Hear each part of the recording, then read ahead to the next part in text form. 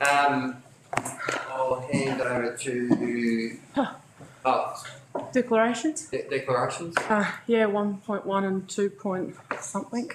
1.1. Yep. 2.3. 2.3. 2.3.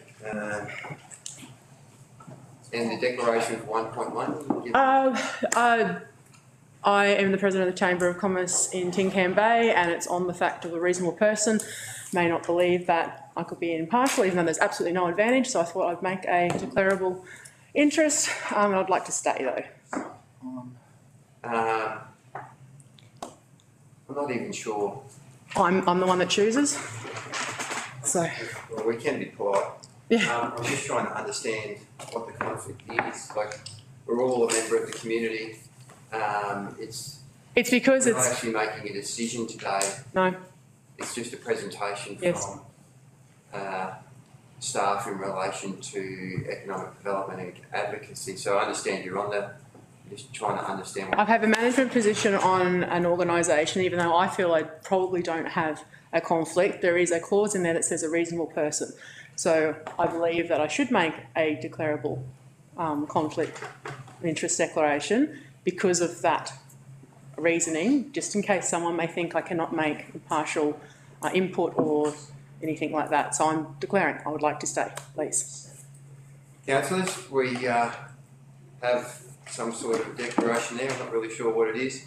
But the councillor would like to stay in the room. Any questions of the councillor? Which section is this for? This is for 1.1. 1.1. Someone to move that the councillor stay. Yeah, I'll move that. Councillor We're not even too sure Fredman. that the Yeah. Chamber of Commerce will be involved directly. Presumably it will be, but who knows? Yes. All those in favour? Against? Carried. Thank you. And item 2.3. Same declaration.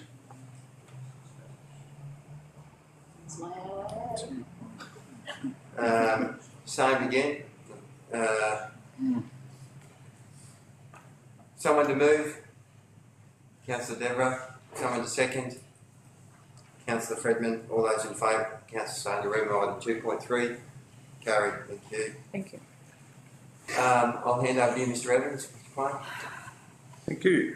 Through you, Mr. Mayor. Today we're presenting, I guess, an overview of scope for the development of an economic development strategy and an overview of regional advocacy. I'd like to introduce Andrew. Andrew's just recently joined council. He held senior economic development roles in both Toowoomba and Sunny Coast, and brings his great experience with us. So today is really just framing, I guess, looking for direction in terms of the scope of what would be included in an economic development strategy. So we're looking for guidance as we go through the process to develop the strategy. Andrew's got a presentation to go through, and through you, Mr. Mayor, we welcome any questions or comments as we go through. Andrew. Right, great. Good morning, everybody, and thank you for the welcome we've received since the position with the council. It's been very positive, externally with stakeholders across the region. Starting out and about seeing some of the major companies and getting some feedback in terms of their passion for the region, their willingness to invest in the region, and also the willingness to actually stay and do that as well. So it's been a good start to my journey with Gympie Regional Council. So as Greg said this morning, is to present this draft scope, the things which may be included, and that might be extended. It's not to deliver the detail of what's going to be in the economic development strategy. That's to be developed, and also then to look at the opportunities for regional advocacy, economic development advocacy, and what that might mean as well. So we'll just sort of go through it as we do. So there's already commitment in the corporate plan to develop an economic plan of action. So that's commitment there, and that could that could form an economic development strategy, or there's options around that depending on the resources available to the council to deliver an economic strategy or plan of action. I developed an economic development strategy, so I think this outlines it fairly well. It's about an economic, for me, I'm not going to read everything word for word, but it's a narrative about the region. It's about what the economy is, what it looks like, what the key businesses are, what the key sectors are, how they're travelling, what are the types of interventions council can make to support their investment. It's about the recognition of the importance of the economy and how it's going to, what its trajectory is, how it's going to grow. It's not a static document. It's used by developers, for example, investors. When looking at a region, it's used by government to gain further insights into the region and what the opportunities are to invest. And it goes back to advocacy to support infrastructure investments, for example. And it gives confidence to existing businesses that the government is supportive of what they're doing. It gives them an overview of the region. So, in terms of a profession, economic development is a profession across Australia, globally. Most regions of the developed world have economic development professionals within them, all advocating for investment. Every region in Australia virtually wants to attract investment. But where you're going to see the main growth is within the business community. So what's already here, that'll drive majority of future growth. That's not saying you can make interventions which bring in a new industry sector, but generally in terms of innovation, you need to start businesses, your supply chain, etc. That's going to come. And it's that line of sight. So we talk about line of sight between government policy, so at a Commonwealth level and a state level and council, so that we're on the same path. So, for example, the National Reconstruction Fund, which has been approved at the Commonwealth level, what are the opportunities within this region to support manufacturing businesses to access that and support their growth and development? That's one example of that line of sight. What's the role of council within that and the role of the economic development strategy? In terms of stages, and they're all interlinked. That first stage is the economic research and analysis, the economic profile of the region, stakeholder engagement and review, and that's where you can start to get raising expectations. So when you go out to, and we'll talk about this, there's going to be wish lists, and everyone's going to wish list, and this the council should be doing X, Y, and Z, as we all know.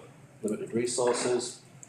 We need to set the vision for the region, how we see the economy growing, and what is the role of council and economic development. And then you get to the action planning, which is how we're actually going to deliver the economic development strategy.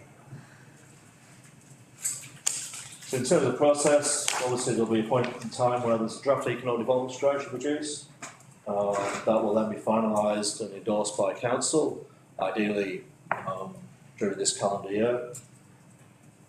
And implementation in government, so how is it going to be implemented and how it's going to be reviewed and managed and how we're held accountable, how we're going to report, how is it going to be measured, what's the impact, and then review and refresh so it goes back around in that cycle.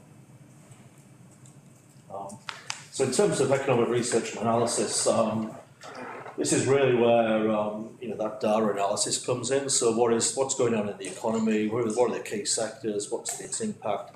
How are they going to grow? Obviously, we're part of a wider world, part of Queensland, Australia, and the globe. There's global trends which impact on regional businesses. What are they, and what's that going to look like? Commonwealth and Queensland government has a role in economic development, regional policy and programs. Looking at it's a bit of a common thing. SWOT analysis, what are the strengths, weaknesses, the opportunities within the economy, for example. How is the economy performing in comparison to other similarly located local government areas? So we tend to sort of look at Gympie and think, well, it's about Gympie, but how do we compare with similar located authorities like Toowoomba, for example, Tweed, equal distance from Brisbane, for example? What is driving current economic change? What are the new emerging sectors of the economy? Those could be driven by technology, by simple fact that we're a very aging population, so healthcare, what's the impact of artificial intelligence, robotics, etc. on the economy? What is the skill set of the workforce? So at the moment I'm talking to lots of industries, businesses, as are my colleagues in other areas of government. Then we're experiencing skill shortages from people doing basic manual jobs through to high skilled engineers. There's a common theme is that we're struggling to recruit labour. So how do we, in terms of the council, start to work with businesses to counteract that? And as government, how do you address that? That's a significant challenge. South East Queensland has been undergoing a significant amount of interstate migration. What is the latent skill set within that? So people moving in, buying the house, settling the family in, but what are the skill sets and what are the opportunities they're looking for, and how can they invest in the region? They might have moved to the Sunshine Coast or Brisbane, but can we attract those people to fill the skills gaps in this region? And then the last point is about what are the informed interventions to support target industries, and how can we help them grow and develop? And that then would form the basis of the action plan. So there's a lot of talk around the Gympie bypass and strategic location. So part of I mentioned the Northern Growth Corridor, and that's an area which in the past, in the previous role with Moreton Bay, Regional Office from Moreton Bay, we talked about that Northern Growth Corridor from Brisbane through to the Sunshine Coast. But in fact, with the bypass, physically, Gympie hasn't moved, but it's actually a lot closer to Sunshine Coast and Brisbane. So what are the opportunities around that? So we've got that southern area to consider, and then we've got the gateway into White Bay Burnett, and those opportunities which that provides. Also talk about the bypass, and the opportunities for the rail corridor, freight connections, inland rail, with the opportunities around that. It still hasn't got a destination. You're still struggling to say, well, where's it actually going to go to? So it goes to Brisbane. What are the opportunities for Gympie and the investigation area around Curra? If it goes out to Gladstone, what's the impact there as well? So those are two options. It won't. And faster rail. So faster rail, that 45-minute SEQ journey time. So what are the opportunities for Gympie to be part of that? Improve that connection. Trains go both ways, so you can bring people in as well as take people out. And then we're looking at those into regional relationships. As I say, we've got local governments, how we work with Sunshine Coast Council, Noosa Council, Burnett's, Fraser Coast, White Bay, and Bundaberg. We've got shared projects potentially with the wind farm, with Fraser Coast. We've got tourism connections with Noosa, Sunshine Coast Airport's obviously opening up. Mons is bringing in more people. So it brings in people, where do those tourists go? So how do we connect into those things? In terms of competitive advantages, generally it's, when you look at any region, in Australia they look at labour, land, lifestyle, workforce livability. So absolutely, we tick all the boxes. But as I said, we've got an issue around skills, as does every other region, housing supply, etc. So what is that one point of difference? When we're comparing ourselves with other regions and we say we've got all those advantages, what is that 1 or 2 points where we actually say this is our real point of difference, which sets us apart from that? So the economic development strategy really needs to address that if we're going to be competitive in that investment attraction marketplace. So that's why that's in there. Competition, we're obviously competing with the regions for investment. I want to see a business not too far away from here, and they're being tapped on the shoulder by Bundaberg, saying, well, if you're looking to expand, why don't you consider Bundaberg? So it's not about other regions competing for an investment, they're actually looking at who can we maybe subtract into our region who's going to grow from other regions as well. So that's the type of environment we're working with. Stakeholder engagement. Obviously, not going to go through all this. The Chambers of Commerce, CCIQ should be Business Industry Queensland, because it's recently changed its name. But it gives you a picture of consolidating across government, within the council, with the local government areas, with industry, business, commercial property landowners, recent investors, developers, to try and identify this picture of what we want to create. But it also creates expectation. So you start to go to Chambers of Commerce, for example, and they'll say, well, we want to see this and this, businesses will want something else, etc., etc. So when you start to go out of that stakeholder engagement, that's when all these, the wish lists come out, projects which have been on the shelf and re-brought back out. So how do we distill all that into an economic development strategy which can actually deliver within the resources of the council? And that's that sort of resource word which so economic development vision, it's about setting our vision, the community's vision for the region's economy. And that could be a stretch target, that could be stretched, say like we want to increase GRP to $8 billion by 2032, or we might have a vision of growing a sustainable economy. It really depends on what you guys want to see in that, and we'd be obviously advised and guided in that. So that's the current vision, and then it's underpinned by principles and how we're actually going to work and collaborate. So it might be around developing a sustainable economy, it might be about investment attraction, it might be delivering major projects, it could be about the values which we're going to bring to that in terms of teamwork, collaboration, and the approach of the council in working with others to develop its economy. So councils, local governments play a whole range of roles in economic development, and I've listed a few. It's not a comprehensive list, but obviously in terms of advocacy, so we'll talk about that, and also working with the business community to support them in there as well in terms of potentially impacts of legislation on there. It's an internal role within council, so that might be working with the planning section on development applications or the environment section. It could be anything. I've been involved in housing opportunities, opportunities to work with the university.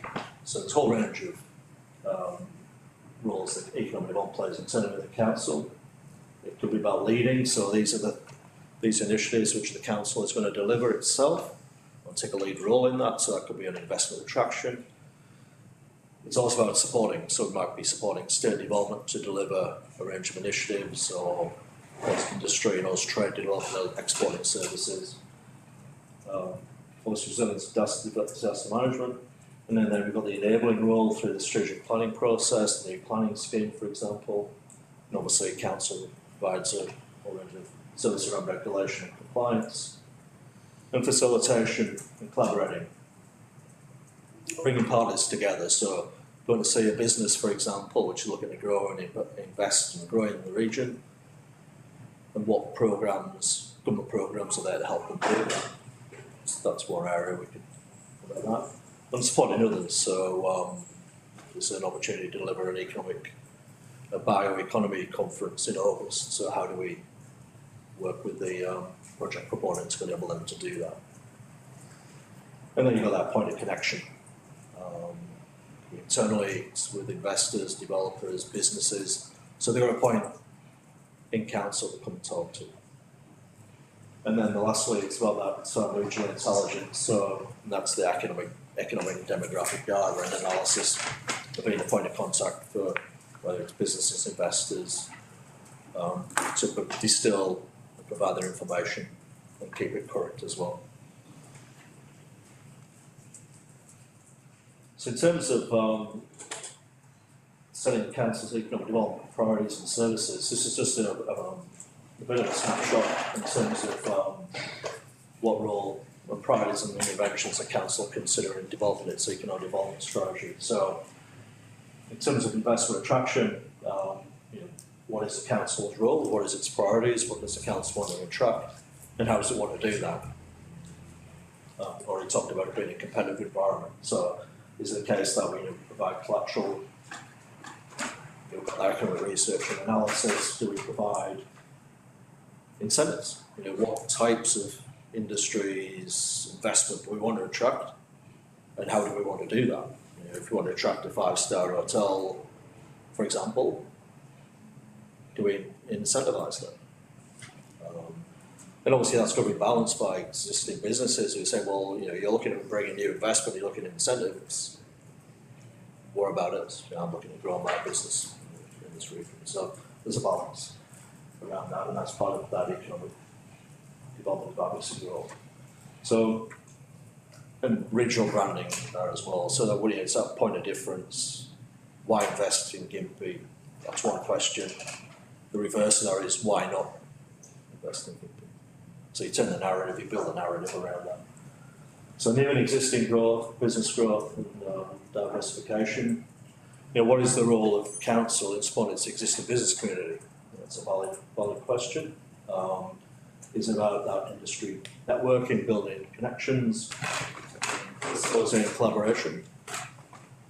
Is it about taking that next step forward in terms of building clusters? So groups of collaborating businesses with industry sectors, where they're competing, but they're not necessarily competing all the time. They can share knowledge and information, and by doing that, they help themselves grow.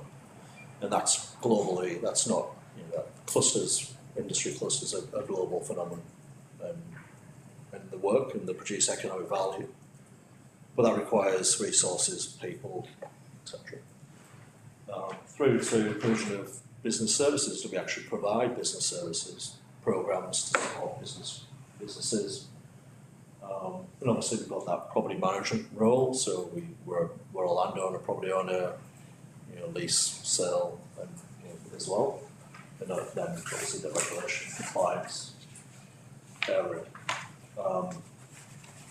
The third column is around that, you know, some of the global trends and national trends, and it's not, you know, these are commonly used now. We've gone through this period driven by Advanced Queensland, etc., around entrepreneurship, regional innovation, research and development.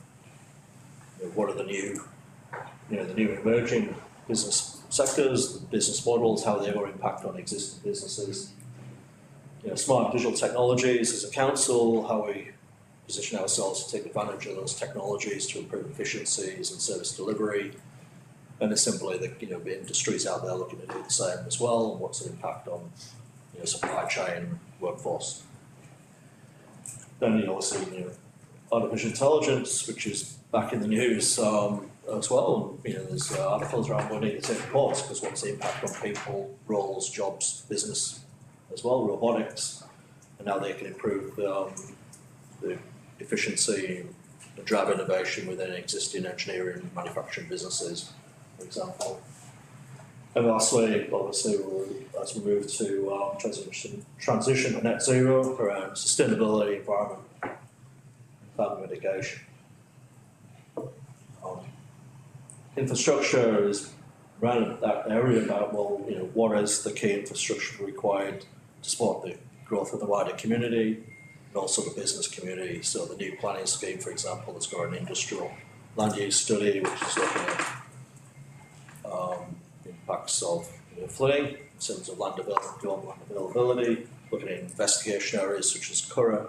So what is the council's role in bringing Curragh forward? Is it an investor, partly investor? Are we relying solely on state government Commonwealth funding to do that? Are we looking at the private sector to come into partnership in that public-private sector space? Regional connectivity is important, and that's road, rail, digital, ensuring the whole of the region has access to, I guess we want the latest technology, 5G or whatever it might be, and that businesses have access to that constant, stable network of connectivity. And then, fortunately, you know, this region has lots of opportunities, and some of the major projects in renewables, as we all know, have the potential to be located here, which brings significant opportunity, but also brings challenges as well. And challenges are around supply of land for housing, the availability of housing. You've got the supply chain opportunities. So, well, how can we ensure that local suppliers get that fair share of the opportunity, and also what the workforce is going to be. So there's, you know, the bypass took their people to work on the bypass, and as that's completed towards the end of next year, they'll come back into the workforce. but that impacted on local business, and local business is already struggling to attract skilled people. So those are the considerations which need to be part of the economic development strategy, and potentially, what is the economic development impact of the bypass, and what's its potential impact on the businesses along the current Bruce Highway. So lots of considerations, but it's never an opportunity for this region to be branded as that renewables capital. We've got the opportunity with two projects to supply 2.5 million homes with electricity, wind turbines, where they're going to be manufactured, what opportunities around that for installation. There's also the real estate manufacturing at Merriweather, with opportunities for Gympie businesses and Gympie residents. It's not that far. So those are some of the considerations. And within that, that will sort of identify what services and how council works in economic development. So action planning. So a strategy with action without action is a strategy which doesn't deliver anything. So we need to look at what actions are we going to take, and the previous slides have indicated in terms of, well, what is the council's role in economic development, what its priorities, how it's going to deliver, what it's going to deliver, and how it's going to be resourced. There's a balance between having a strategy which frankly is on this wish list and is subject to constant resource requirements, or there's an economic development strategy which is resourced to a point, and then on an annual basis, we go through the budget process, that we bid for funding to start deliver some of those elements as well. So again, that's that clear line of sight, so in line with the stakeholders, part of the council's role, so it's really communicated within the community. It's got to be flexible and agile, so it needs to deal with emerging situations. It's measurable and accountable. It's clearly articulated, so it's clearly understood and easily understood. And that maybe might come down to that one page in terms of this is the economic development strategy, this is how it's going to be delivered, so it's going to be measured. So governance implementation is about that. So it's about how we're going to actually manage the delivery, how is the council going to manage the delivery of that, and that could be through the Economic Development Committee, it could be through an advisory committee. An advisory committee would allow councillors and key stakeholders to be part of that, not to a point where it's too large to be, it becomes unwieldy, but that would allow representatives of key business sectors, for example, the chambers of commerce and industry, key government stakeholders to be part of that. So you get that accountability and transparency. And there's a whole range of key performance indicators which could be considered, and that really depends on what the council will be delivering through its economic development strategy. So I'm not going to read through them all, but increasing gross regional product or value add. You can do that because you've got trend data. So in the next 10 years, you can say, well, it's going to go from 2.34 billion to 3.5 billion. And you can say that because you've got that trend data. But you've got a stretch target, which then you need to think about how we're going to justify that stretch target. Number of businesses attracted, number of new jobs, number of start businesses. Unemployment figures going down. Number of businesses accessing government programs, so that comes back to that collaboration facilitating role in that we're making more businesses aware of more support is available and they're accessing it in a proactive way. External funding dollars secured, so the advocacy role in terms of success of council bringing in dollars into the region.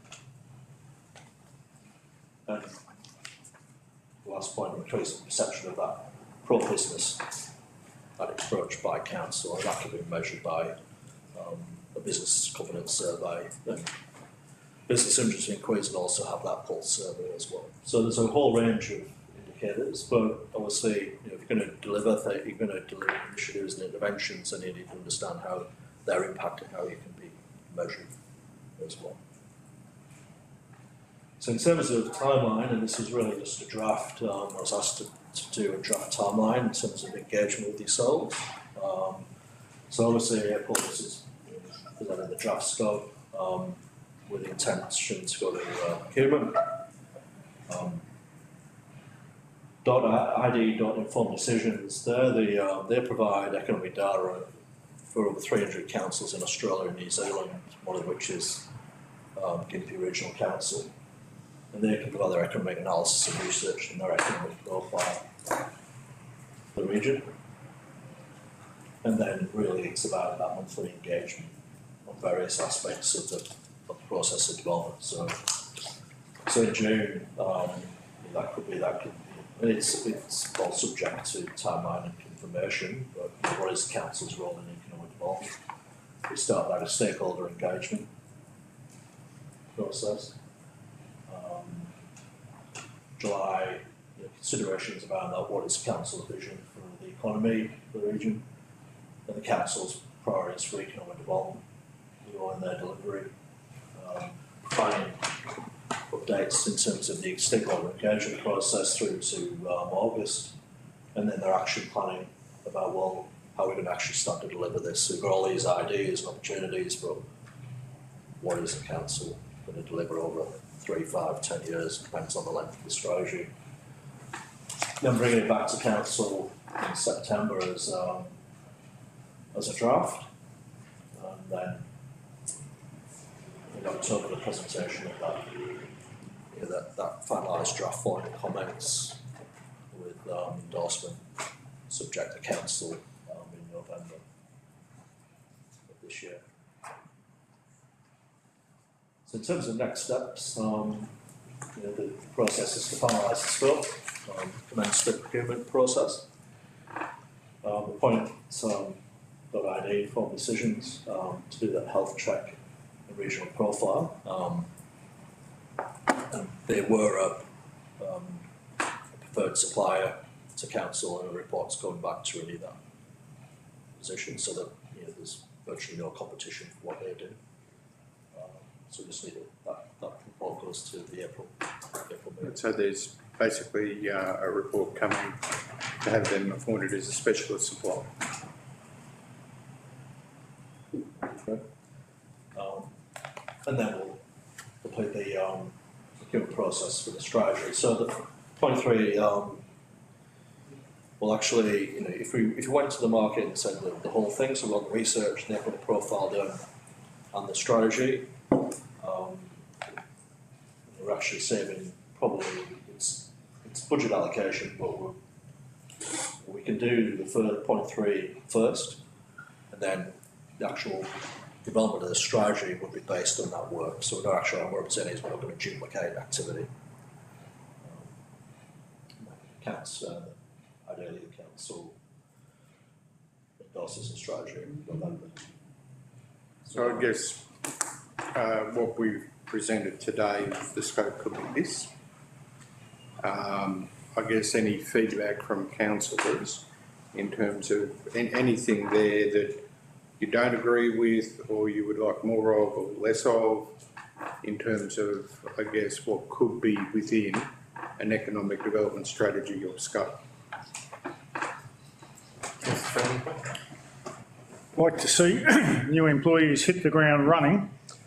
That's all good theory, but in May we've got nearly 30 events in the Mary Valley, being organised by the Mary Valley Chamber of Commerce. They're a very, very active group. I was just wondering, have you made any contact with the Mary Valley Chamber, and how can we help them with I think it might be 29 events through May in the Mary Valley. It's big, and it's basically building on a long tradition of food, and dare I say it, probably a bit of grog as well, but not too much. But given the scope, given the size of what they're doing across May, what can we get you involved right at the start, just to get a feel for it, to see how we can help, because it's big and it's imminent. It is. I think we have given them funding We have, for that event. but there's a whole lot of in-kind stuff, Mr Mayor, that... Funding on it, You what? quite sizable funding. Nonetheless, we can help with in-kind stuff. If there's ever a way to get involved in economic development, it's to get involved in gourmet in the valley. And I I think we'll get staff to answer Councillor Fredman's question. And then we'll go to Councillor Stewart. Through you, Mr. Mayor.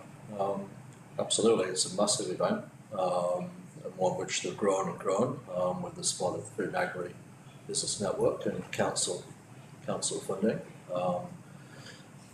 There's also opportunities as part of that to be part of the Business Expo as well, and to potentially a stall there in terms of tourism and other things. And in the ideal world, that my role or other economic development roles would be involved in the planning and helping with them with that, but we also need to consider the other chambers of commerce in the region as well. I haven't necessarily followed it through with the guys at the Mary Valley Chamber because I know they're obviously flat out with this major event. But I have floated the option of the chambers of commerce of the region coming together with ourselves and business industry Queensland to actually share experience in terms of how we can actually work better together, how they can build their membership. Because typically what you have is a few police volunteers and they bear the heavy lifting. And what other spot can we help them with in terms of building memberships and etc. So there's a range of things we can do. And part of the economic development strategy may be to consider those opportunities as well. Mr. Mayor, can I Yes, sorry. question? Just for example, if you could just talk to them about what infrastructure needs. For example, there's a 3-course dinner on the Mary Valley Rail Trail. I don't know. We should talk to them about parking. We should talk to them about rubbish because I think there's a entree, then a 2-kilometre walk to a main meal and then a 2-kilometre walk for dessert. And I just would appreciate if you could talk to the chamber about problems like that because there's nothing quite like having to ring up staff the day before saying we've got a problem. If you could talk to them about the logistics needs, the infrastructure needs in relation to all their events. Some of them are straightforward, but some of them are going to be parking headaches or rubbish headaches, and just things like the maintenance of the section of trail they're using. It's not finished yet. Someone needs to check that it is going to be finished because it's just had flood damage and it's not the repairs aren't completed. So there's a whole lot you can do. It's a request. Can you do a whole lot? See how we can help the Mary Valley Chamber of Commerce pull this off, please. So we'll take that on notice and I'll have a conversation with Tom on his return in terms of what support we can give to that event. I know there's been a strong collaboration between staff and the chamber. They're very much looking forward to making sure the events are a success. And I think the points Councillor Fredman have raised are rather relevant. So I understand where we're at. Councillor Stewart? I'm going to, Mr. Mayor, start by putting my cynical hat on because it sort of reflects, I think, some thoughts in the community about business economic development strategies. So we did have one. It expired, I think, whenever you said 2019. There was an attempt to develop a new one and it didn't ever finish because we didn't like it.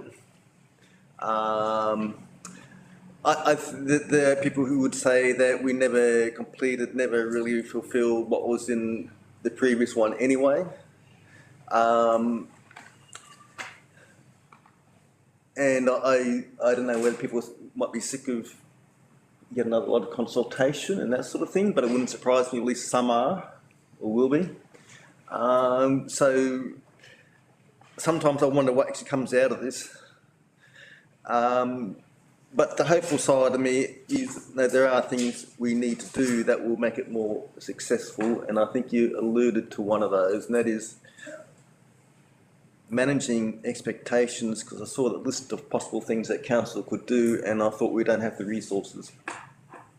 So we need to manage expectations and say we're not going to do the collaboration. It was one I think in particular was there thinking there's no way we've got the resources to do that really. So we need to be careful what messages we send out in terms of what we can do as against what others can do. Through you, Mr Mayor, your comments there, Councillor Stewart, has framed the approach we're doing to the strategy. So you will see there's regular, I guess, as we develop the strategy, regular inputs with the councillors to make sure that the strategy is actually brought in by this council.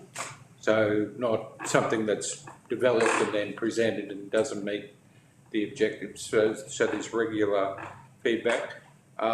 In terms of the scope, we're seeking feedback from the councillors before we do the stakeholder management. So don't go out and promise the world and then we haven't got the resources or ability to do it.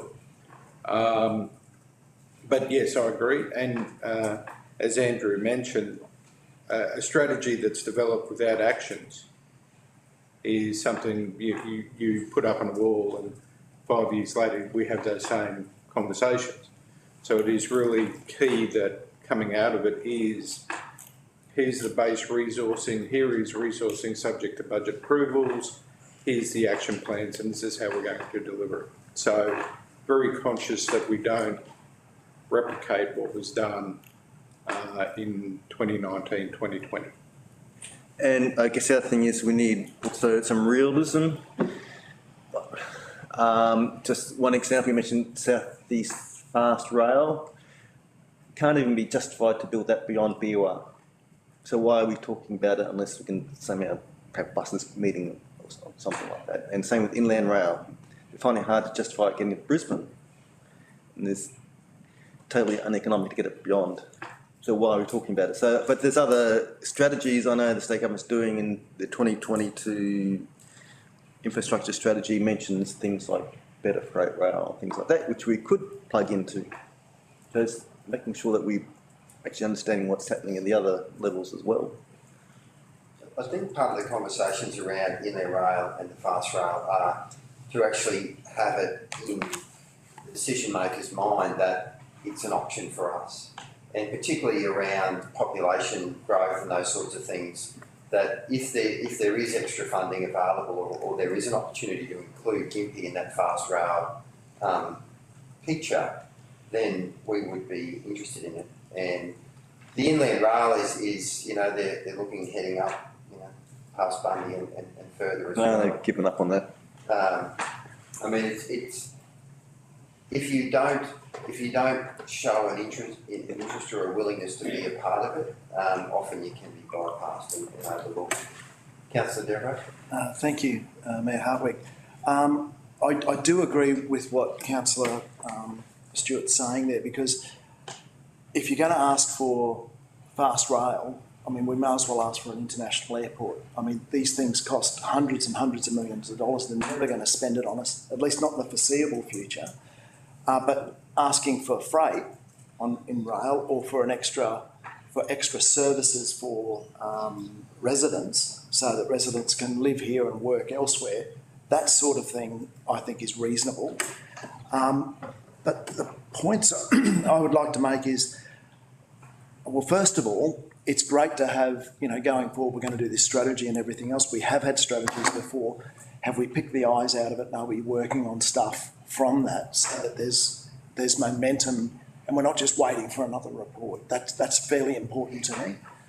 And I'd be interested to know what that is. Advocacy, I think, is in economic development probably the greatest part of the job, because that brings in money that we can't afford and gives our region infrastructure and opportunities that we can't afford to give them. I also am interested in community consultation. I mean, one thing that Gympie residents are absolutely over is being told what they want, and having, no matter how much, and I know social media is easy to ignore, but when you're on there and you're reading things, there are some good ideas and there's a lot of people saying stuff that makes sense.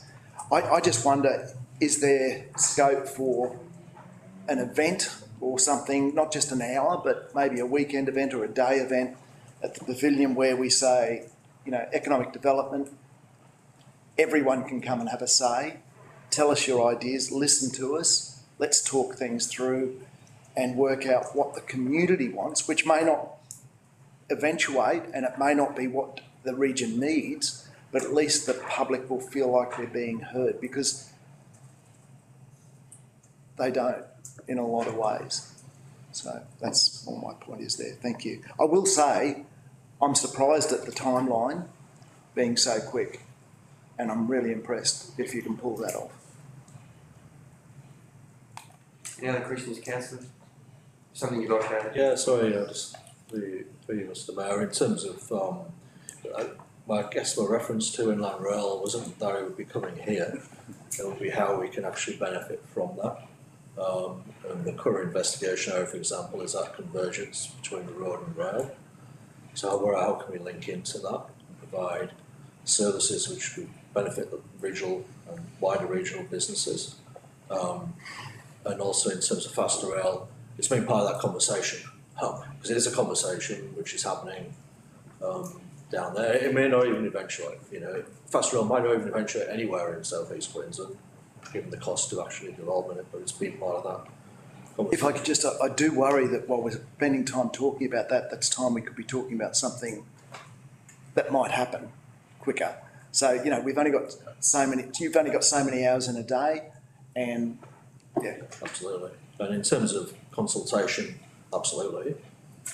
But again, that budget availability in terms of that, but it's important that, that engagement. Thank you. Any other questions, councillor Wardle? Right through my whole working life, I've always been told, don't talk about it, don't think about it, just do it. You're the professional, just get things done, because people like to see things done. We could sit inside a site office and talk about it and fabricate up a whole heap of words that we have cut and paste off our textbooks to say how we're going to get things done. And the boss just looks at you and says, just get out there and do it, will you? The other thing is you don't dictate to your clientele how you're going to build something or get things done. You actually consult with them and say, how would you like it built? Otherwise, you're just wasting your time. You might as well just rip down what you just fabricated. And basically all I'm doing is repeating what Councillor Devereux just said, that it's getting out there and talking to the industry and asking what they want and make it happen. Words and beautiful little words, and that just doesn't. People don't really care about that, or the ratepayer. Sorry, through you, Mr Mayor, absolutely. And that's why I guess I focus on action planning. It's actually the doing bit. And that's the space which I live in. We need a strategy to guide the doing, but the delivery that's where the rubrics are at. So. Councillor Devereux? Thank you. I was just in governance implement page 22. What does success look like? Key performance measures to include. I was just wondering, increase in rates base for me would be an indication of success. If we've got, more rates, not more money from the same people, but more rates coming in from, commercial, industrial, residential properties that are developed.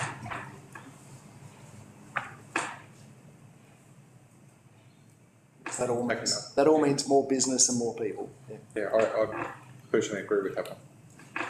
Mr Moneyman. I knew I'd get one. Any other questions, councillors?